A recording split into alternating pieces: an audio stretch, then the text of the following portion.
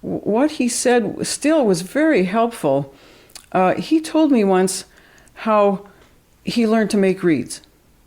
And he said he was at the school. I think he came when he was 15 years old.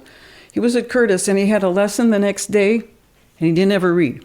He didn't have anything. And so he's making a reed in the evening, and he had a roommate, and the guy was sleeping.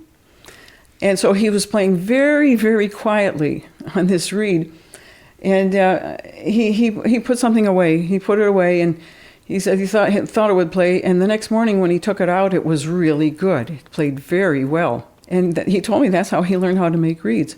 And I think also, talking about what I learned about reed making from him, in my senior year at Curtis, I played extra in the Philadelphia Orchestra, and other students did too. And John Ferrillo tells a similar story.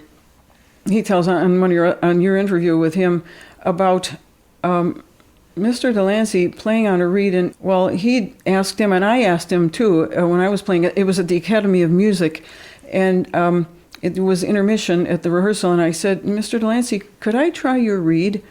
Because I hadn't played on one. And he handed it to me, and I thought my reeds were closed in those days as a student, because we were trying so all the time for the soft attacks and the control. He handed me his oboe with the reed in it, and I think the sound went about 2 feet, maybe 3 feet in front of me. I couldn't get a sound out of it. John Ferrillo said to me, at least you got a sound out of it.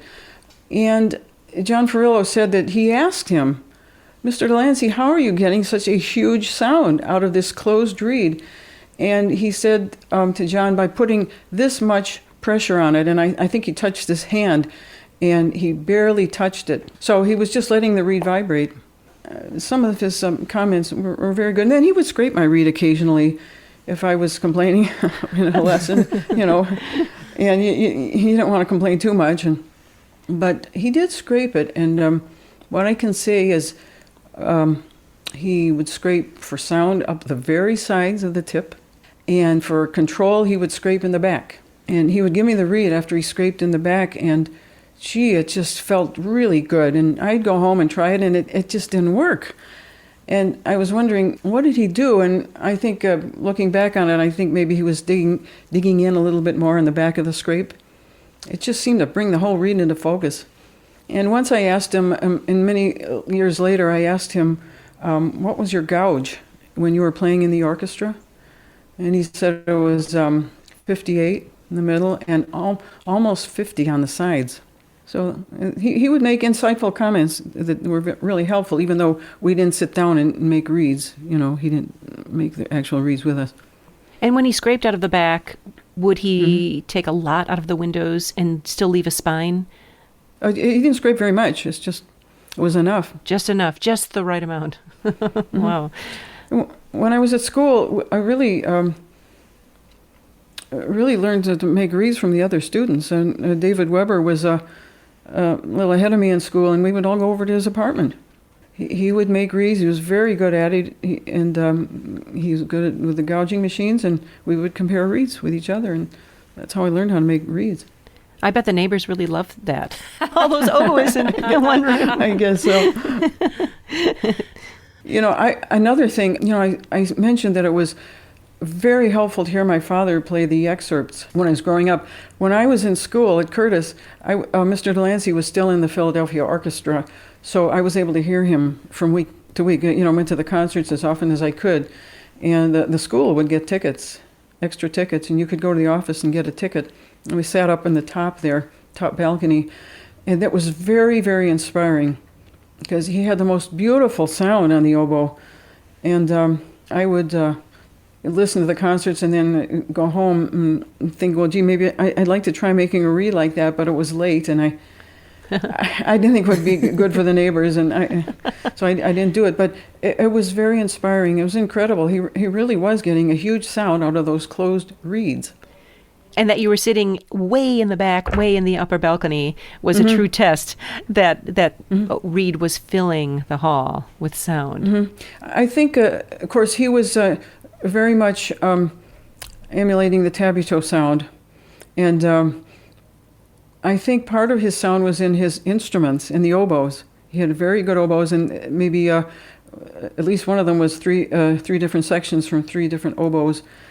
And so it was just a beautiful, beautiful oboe sound. I want to talk about what you look for in an ideal reed and how you build that beautiful tone, desirable response, and impeccable pitch and stability. I try to build everything into the reed, get as much in the reed. So as my teacher said, make the reed play for you, so you don't have to manipulate too much. I think that one of the things I've looked for is to find oboes that aren't too flat in the high register. You don't want to be sharp when you play out, but not too flat, because then you have to manipulate the reed. I think I have certain etudes or pieces. I just play them on the reeds, maybe a slow ferruling, to see if it's going to play for sustained playing, and I just try to get the reed to play. Do everything for me, as much as it can. What are some key scraping areas for accomplishing this goal? I probably don't scrape back as far as some people on the reed. And the tip is thin. The sides of the tip of the tip are thin. And I think what's very helpful is that the blend, especially toward the sides, scraping toward the sides. I know one of the other students, when I was at Curtis, said that he was having trouble with reeds, and Mr. Delancey, he scraped a blank for him. He did scrape a reed for him, and the student said he took everything off the sides. I remember his comment. And so, staying towards the sides, especially the sides on the blend can make a lot of difference. And my reeds are really easy to blow. And I think my teacher's reeds were too. And that area in the blend helps a lot. Blending from the heart into the tip? Yes. And then you can put the score marks to get a little stability if you feel that you don't have the stability that you want. You like the reed, that helps. You know what I mean by score marks? Just take the knife and maybe scrape and dig in, or just score it. At the bottom of the tip, the sort anywhere. Of rooftop, anywhere, or maybe at the bottom. Yeah, of the back of the tip. Mm-hmm. Yes, and maybe, but anywhere on the reed. Yes. Mm-hmm. The score marks to build in a little bit of good resistance, maybe, or however you want to look at it. Stability. Mm-hmm. Stability. Mm-hmm. Right, with those failing etudes, you have to be able to, if you play them really correctly, you have to have so much dynamic control. And he loves to write those large slurred intervals in the soft dynamic. And if that's a really good test of whether your reed can handle it. If your reed can do that, I mean, you can almost do anything, I feel. Yes, and then, of course, especially if you're playing in the orchestra, you want to have dynamic extremes, and you also want to be able to articulate if you have an articulated passage. And I think sometimes if you're playing something that's slow and a long, slow solo, you can maybe just use a reed for that. But sometimes it won't take the tonguing, ideally you get a reed that'll do everything. Do it all. That's what we're looking for. You mentioned you had a couple pieces that you'd like to test reeds on. Anything else you want to share with us about piece selection, excerpts or etudes that you tend to rotate into your reed desk selection? Well, I usually play Fairling 13 and 14. I like those, D major. Mm-hmm. And then recently I've been playing chamber music. We've been playing mostly Baroque music because I have a harpsichord. And played with singers, some of those arias. I try them sometimes. They're just beautiful. Good test for your reed. Some of the Bach and Handel and Telemann. Very nice, and it's good for endurance and see if the reed's going to play just the way you want it to. How lovely that you have a harpsichord. I'm drooling over here.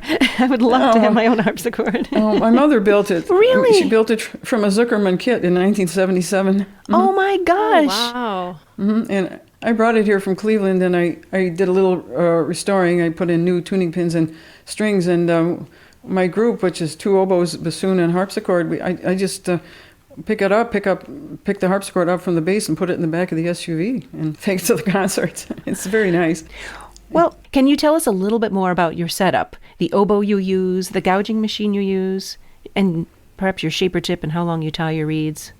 I played Lauret oboes for most of the time I was in the orchestra and at school. And I had a very nice buffet in later years in the orchestra. And I still have Lauret oboes.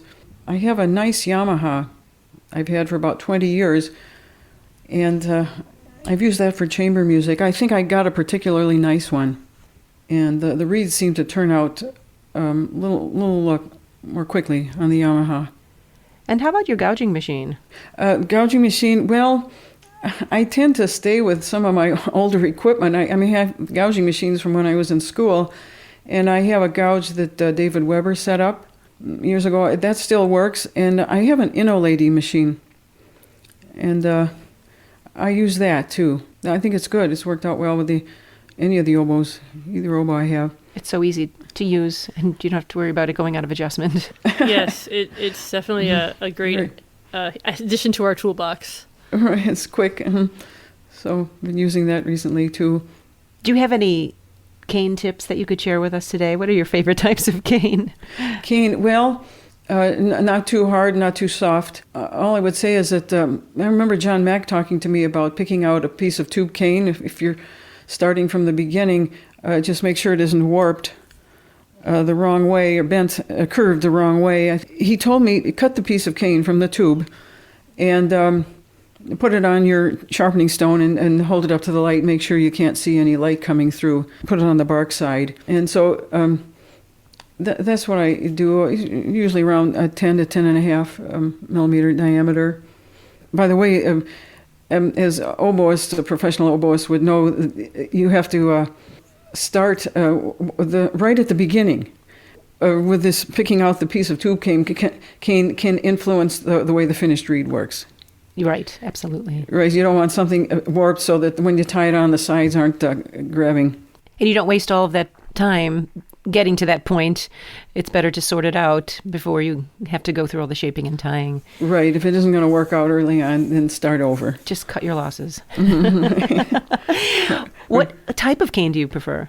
Well, I was using this Grimaud cane, Marion Grimaud cane, for a long time, and then it changed. I think the weather changed, and I haven't been playing too much lately, and I'm playing some chamber music, but I have a lot of cane from over the years. I'm just going through that now, and so I just trying different cane right now. But that was pretty good for a long time. Can you talk about what shaper tips you use and your tying length? When I was in school, I used a Brannon narrow, which really isn't narrow. Right. And then I went to Brannon extra narrow for a long time, and when I was in the orchestra, and then somebody sent me a Nagamatsu #1, and I bought that, and I've been using that. I think anything where you can get the sides to close, I think that's really important. And I've been playing Glotan staples for a long time, and once again, just so you can get the reed to close. I'm tying on about 73 millimeters, pretty much around there, and the finished reed is pretty much around 70. Can you describe your process from taking a blank to a nearly finished reed? And what does a blank mean to you? Because blank means different things to different people. Well, I start with the tip and get the blend going into the tip, and I listen for the crow, and sometimes I let it just dry out overnight at that point. And sometimes I'll finish it at the same time. But usually I make them over a couple of days, 2 or 3 days, and you want to get a C natural crow and try to get the lower octave C natural crow. I think most oboists try for that. Mm-hmm. And then the second day I make the tip. It's pretty thin, the size of the tip and the tip of the tip, and keep crowing it. And then I start playing it before it's finished, and play some slow passages and check the stability. I usually check it for stability and ease of playing, and then I try to get it easy so that it's easy to blow. Everybody has their own resistance that they prefer in the reed, but mine are probably on the easier side of that. And by the way, about the length of staples, I understand that at the time of Tabuteau and when he was teaching, the length was 46.5. Oh, 46. Oh, wow. Yes, I think 46 is fine. I think a lot of it depends, once again, on your oboe and the pitch of the upper register. Mm-hmm. I mean, the staple length can influence that. And so a 47 usually works for me, but sometimes I have 46 and a half or 46. But I think